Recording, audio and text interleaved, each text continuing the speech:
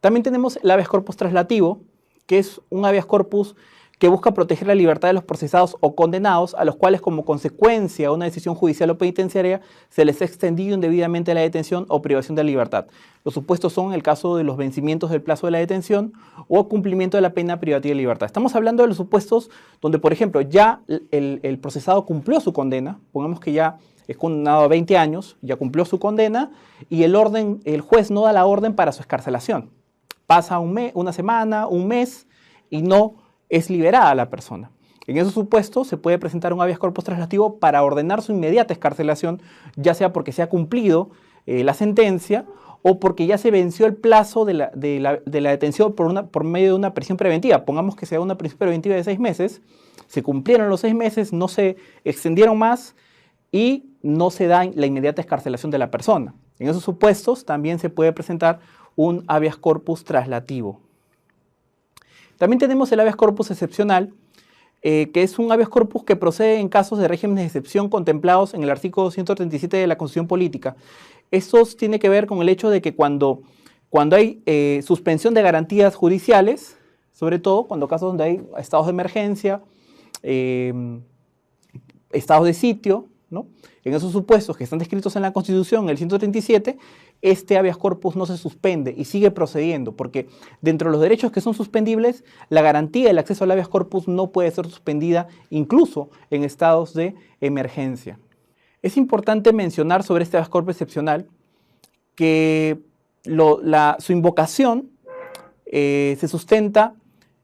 Mejor dicho, las razones que sustentan la suspensión no tienen relación directa con las causas que justifican la declaratoria de régimen de excepción. Eso quiere decir que tratándose de derechos suspendidos, razones que sustentan la detención, tienen que tratarse directamente respecto a la situación o el mandato de suspensión de libertades fundamentales. Es decir, si una persona me priva de la libertad bajo el supuesto del estado de excepción, ese habeas corpus va a ser declarado procedente. Pero si a mí me privan de libertad, no por el supuesto de un estado de excepción, pongamos en un supuesto que yo cometí un delito y que no tiene nada que ver con el estado de excepción, en esos supuestos obviamente el habeas corpus va a ser declarado improcedente, porque la idea de este habeas corpus excepcional es impedir que una persona, por ejemplo, sea detenida arbitrariamente por las autoridades, arbitrariamente, ¿no? Pero si, por ejemplo, una persona, por más que haya una situación de emergencia, comete un delito, este habeas corpus obviamente no tendría ninguna razón de ser, porque la persona sería debidamente privada de su libertad por haber cometido un delito, en flagrancia, por ejemplo. Otro habeas corpus es el habeas corpus innovativo. Es un habeas corpus que procede que cuando, pese a haber cesado la agresión o haberse convertido en irreparable, es necesario que el juez o el TC intervenga a efectos que dichas situaciones no se repitan en el futuro respecto al demandante. Esos son los casos, por ejemplo, cuando una persona es detenida por una situación de homonimia. Pongamos que una persona se llama igual que una persona que está solicitada o con RQ, con mandato de detención, y es detenida, pero él se plantea un habeas corpus inicialmente para ordenar su libertad. Pero ¿qué pasa? De que lo que tienen muchos de los problemas que tienen sobre todo las personas que tienen homónimos, mejor dicho, y que han cometido delitos, es que es casi pues bastante previsible que vuelvan a ser privados de su libertad. Entonces, bajo la idea del habeas corpus innovativo, lo que se hace es buscar, o el juez ordena, que se busque por todos los medios que la autoridad que detuvo a la persona pueda evitar que lo vuelvan a detener nuevamente. O sea, se ordena incluso medidas para que la autoridad no lo vuelva a hacer nuevamente bajo el supuesto de una homonimia. Por eso incluso al día de hoy la Policía Nacional del Perú incluso tiene un registro de personas con homonimia para poder justamente prevenir que se pueda detener a alguien de manera indebida cuando no es la persona que están deteniendo, por más que se llame igual, ¿no?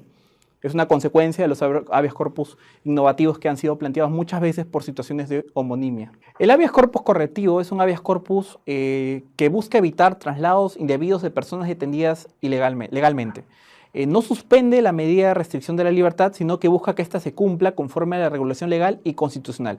Esos son los supuestos donde, por ejemplo, una persona privada de libertad que se encuentre en un establecimiento penitenciario como el de Lurigancho quiere evitar ser trasladado, por ejemplo, a Yanamayo o a Chayapalca, que son penales en Puno, y creo que en Arequipa, donde las situaciones son extremas, ¿no? Son penales donde, por ejemplo, están bajo cero de temperatura, donde hay situaciones donde están totalmente alejados de su familia. Incluso los familiares tenían que trasladarse para poder visitarlos a una distancia considerable. En esos supuestos donde la privación de libertad va más allá y tiene consecuencias en la integridad o en derechos fundamentales de la persona privada de libertad, es posible plantear un habeas corpus correctivo. Luego tenemos el habeas corpus instructivo, que es un habeas corpus que procede en casos de desaparición forzada, específicamente casos de desaparición forzada. El juez, mediante ese acto, busca dar con el paradero de la persona detenida arbitrariamente e identificar a sus autores para posteriormente ordenar su investigación y sanción. Es el único supuesto del habeas corpus instructivo donde interviene o como parte en este proceso el fiscal penal. En el resto de procesos de habeas corpus no interviene el fiscal.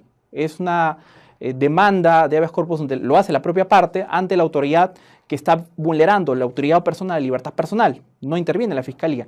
Solo en el caso de instructivo, como tiene que ver con un caso extremadamente grave de desaparición forzada, la fiscalía interviene. Sobre todo porque la fiscalía va a ser la que posteriormente va a iniciar una investigación penal contra los presuntos responsables de la desaparición forzada de una persona.